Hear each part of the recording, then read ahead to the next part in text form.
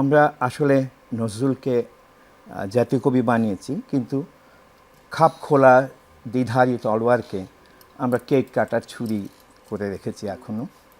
যবে উৎপীড়িতের ক্রন্দন্দ্রোল আকাশে বাতাসে ধ্বনিবে না, মহাবিদ্রোহীর অনক্লান্ত আমি সেই দিন হব শান্ত। বিদ্রোহী কবি কাজী নজরুল ইসলাম যেরকম আমাদের জাতীয় কবি এবং একাধারে উনি বিদ্রোহী কবি, আসলে বর্তমান সময় বা বর্তমান তারিখে দাঁড়িয়ে আসলে কোন দিকটি তার আসলে প্রাসঙ্গিক বলে মনে হয় এখন, জাতীয় কবি না বিদ্রোহী কবি?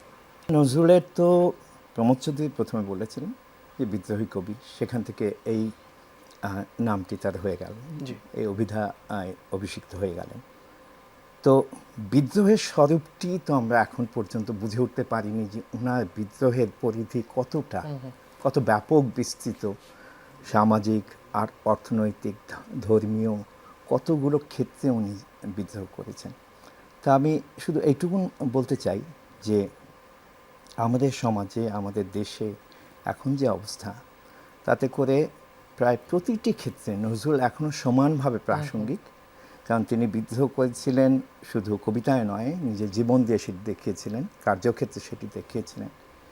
শুধুমাত্র নারী মুক্তির ক্ষেত্রে কিছুটা কাজ হয়েছে, তার আদর্শ, তার উচ্চারণকে মেনে বা সেটি অনুসরণ করে। আমি বলবো সেটিও আবার অর্থনৈতিক বৈষম্যের কারণে কার্যত সেভাবে আলোর মুখ দেখছে না বা বাস্তবায়িত হচ্ছে না।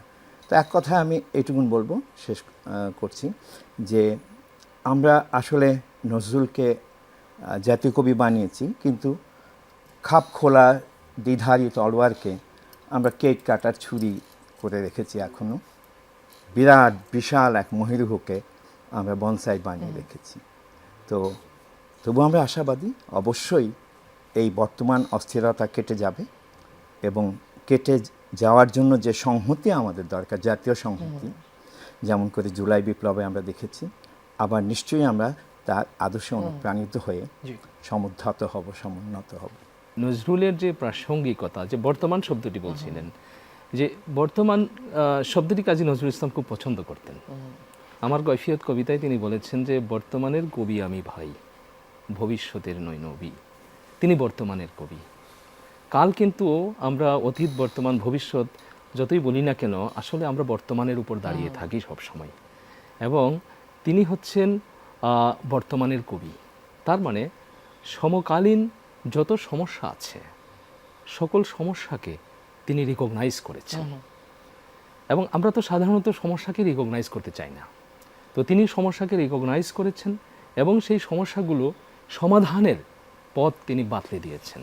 এবং শুধু থিওরিটিক্যালি তিনি পথ বাতলে দেননি, তিনি প্র্যাকটিক্যালি তিনি সেই যুদ্ধে, বলবো যে ন্যায় প্রতিষ্ঠার যুদ্ধে তিনি নেতৃত্ব দিয়েছেন। যেমনটি বলেছেন যে বিংশ শতাব্দীর অসম্ভবের সম্ভাবনার যুগে আমি জন্মগ্রহণ করেছি, তারই অভিযান দলের তুর্যবাদকের একজন আমি, সেটি হোক আমার সবচেয়ে বড় পরিচয়। তিনি সব সময়ের জন্য প্রাসঙ্গিক।